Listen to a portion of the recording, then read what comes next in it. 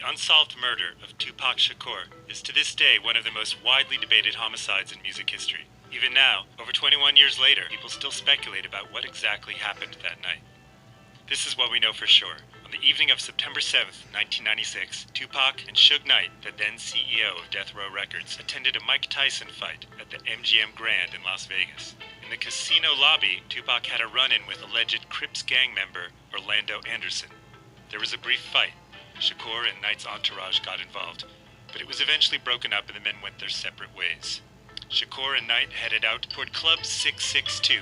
While Shakur and Knight were on their way to the club, around 11 p.m., a white Cadillac pulled up next to them on the passenger side while they idled at a stoplight. An unidentified gunman then fired 14 gunshots into their car. Shakur was hit 4 times, twice in the chest, once in the arm, and once in the thigh, with one bullet puncturing his right lung. Suge Knight was injured by a bullet fragment that hit him in the head, but otherwise walked away unscathed.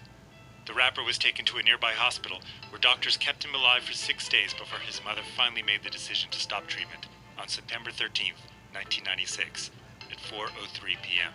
His official cause of death was cardiac arrest. So now, here's what people are not so sure of. Following Tupac's death, investigators looked into a number of suspects, including Anderson. Anderson's affiliation with the Crips would have made the shooting a gang-related retaliation hit. Members of a 10-car entourage following Suge Knight and Tupac Shakur told officers that it was Anderson who fired the shots. But Anderson was later killed in an unrelated gang shooting, and the cops lost their lead.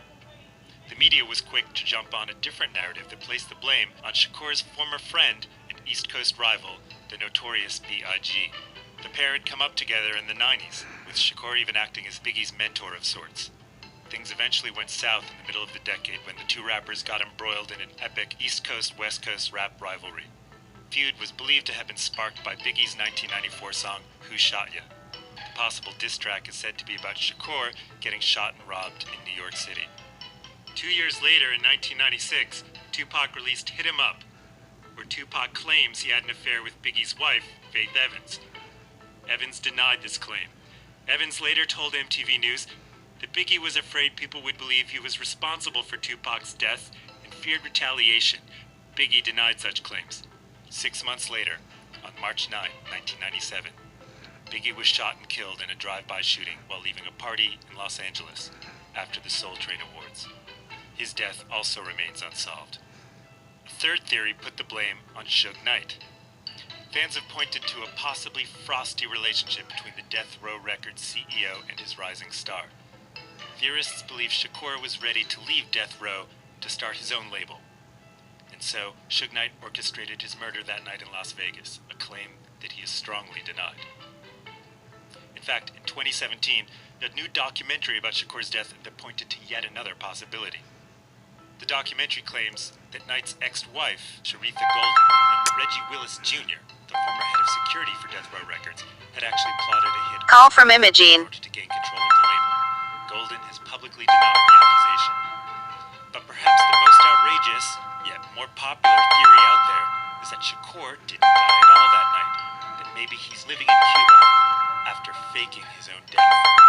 Supposed evidence here includes his 7 posthumous records, a supposedly fake autopsy photo, and his mother's choice of words when she told the world that her son Tupac, quote, chose to leave quietly.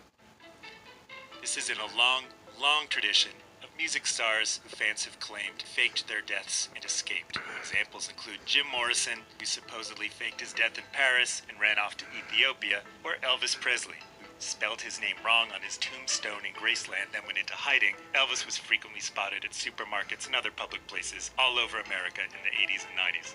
The case of Tupac may just remain a mystery unsolved.